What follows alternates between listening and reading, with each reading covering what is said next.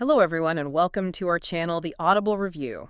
We're jumping into a deep dive today, really getting into the core wisdom from If God Was Your Financial Planner by Suresh Sadagopan. Our mission really is to give you a shortcut to understanding how you can merge, financial success with, well, genuine spiritual fulfillment. Yeah, and it's a fascinating book because Sadagopan, he's not just theorizing, he's actually one of India's most respected financial planners. Hmm. So he kind of skips the usual charts, the jargon we often see. Instead, it's presented more like a conversation, a journey almost, combining decades of financial know-how with this timeless spiritual insight. It really tries to link your balance sheet directly to your, let's say, inner purpose. Okay, so let's start unpacking that. The central shift he's asking for here feels pretty radical. He basically flips the script. The big idea, the profound idea, is that money isn't just about, buying stuff or feeling secure. You're spending, you're saving. That's actually the clearest mirror reflecting your deepest values and priorities. Your finances become like a moral statement. That's exactly it. And it forces you to ask a very different kind of question, doesn't it? Mm. Especially if you're thinking about retirement or building wealth.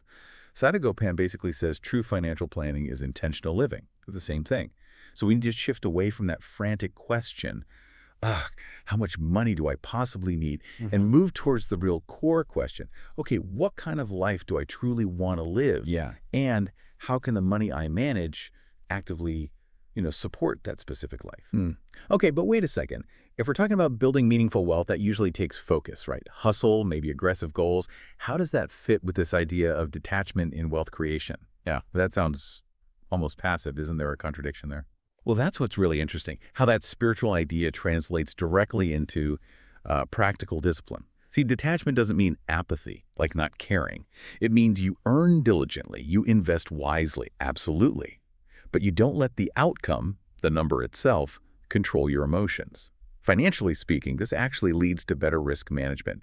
You're less likely to panic sell when the market dips or chase some hot fleeting trend because the goal isn't just hitting a number. It's maintaining that intentional life you defined. Your wealth serves you. You're not sort of enslaved by market swings. Right, right. That makes sense. Connecting that to today, especially in our culture that's always shouting more, more, more. Sadagopan's practical advice feels incredibly, well, grounding, refreshing even. He kind of reinforces that financial freedom often comes from needing less, not just having more. And once you get that clarity, his actionable tips just naturally follow, don't they? Exactly. And the practical wisdom isn't vague. It's rooted in real discipline, non-negotiable habits. The book really pushes specific things. You must save before you spend, period.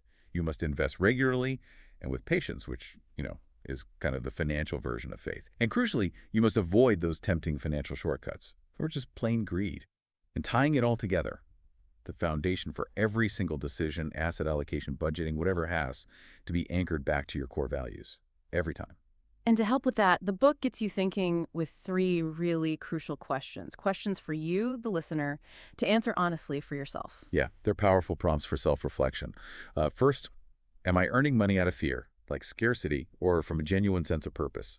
Second, am I spending mostly to impress other people, or am I spending to live a life that's truly meaningful to me? And the third one, perhaps the sharpest, is my current financial plan right now actually aligned with the best version of the person I truly aspire to be? So bringing it all together, what's the ultimate takeaway here? It seems to be that you don't actually have to choose. You don't have to be either wealthy or spiritual. You can absolutely be both, but only if the wealth you build actively supports your higher values.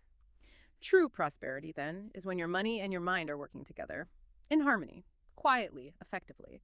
Maybe the real challenge isn't just about the amount you accumulate, it's whether the wisdom guiding your finances also shapes your life's legacy, and how people around you come to understand what true wealth really means. Something to think about.